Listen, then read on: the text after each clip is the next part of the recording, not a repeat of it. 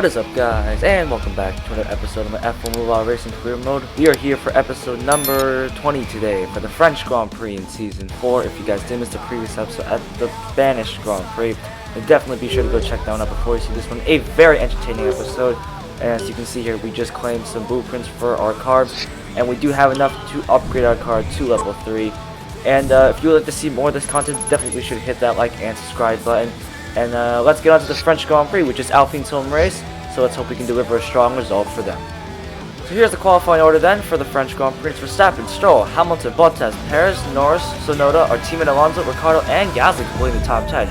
So a very interesting top 10 there. Aston Martin or Stroll is looking very strong. The Aston Martin's not a bad car though, I must say.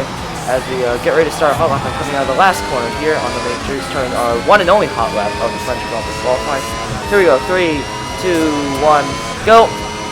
Crossing the line, DRS wide open as we head towards turn 1 and turn 2. The car is feeling a little better. It's not that much of an improvement at the moment, but as we go through the corners and we absolutely nail those two, even though we go a little bit wide and lose a little bit of speed, it's fine.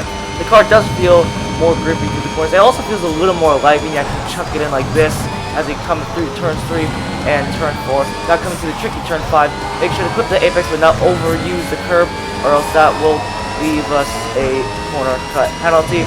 As we had a green, or actually not even green, a purple first at a 25-135 as we open DRS on the back straight, coming towards turn, 10, 11, I'm not sure. As you can see here, we also have a fresh power unit as well. I was able to take a fresh power unit after the Spanish Grand Prix. As we come through the chicane area, we do miss that second apex a little, but we do manage to get a decent exit out of that chicane, and that will power us through the rest of this back straight and towards the long right hand as we start sector 3.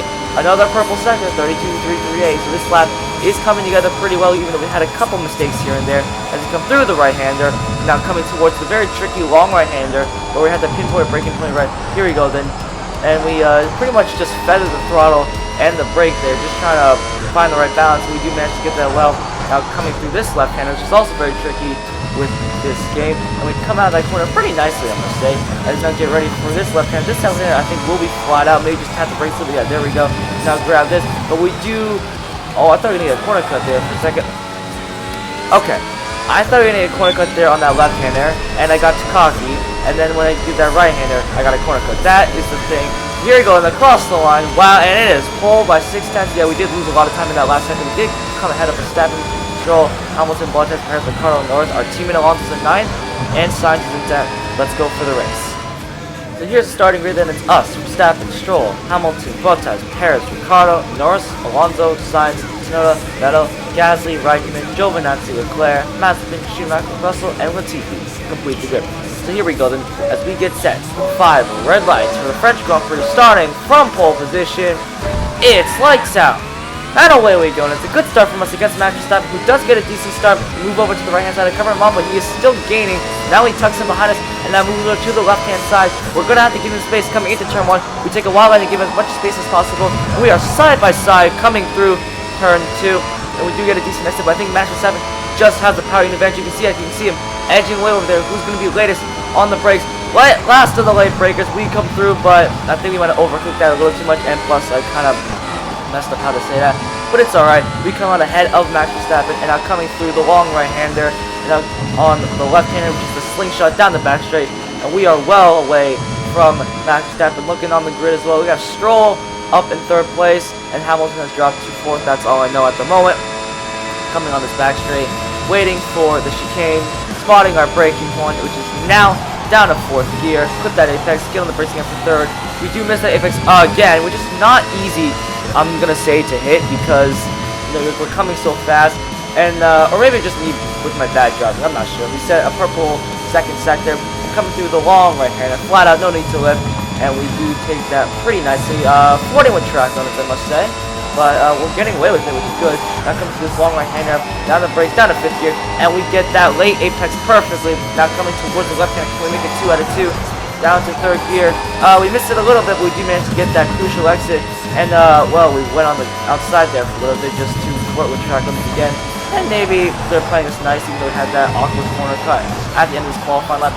And here we go. And now we cut that pretty nicely.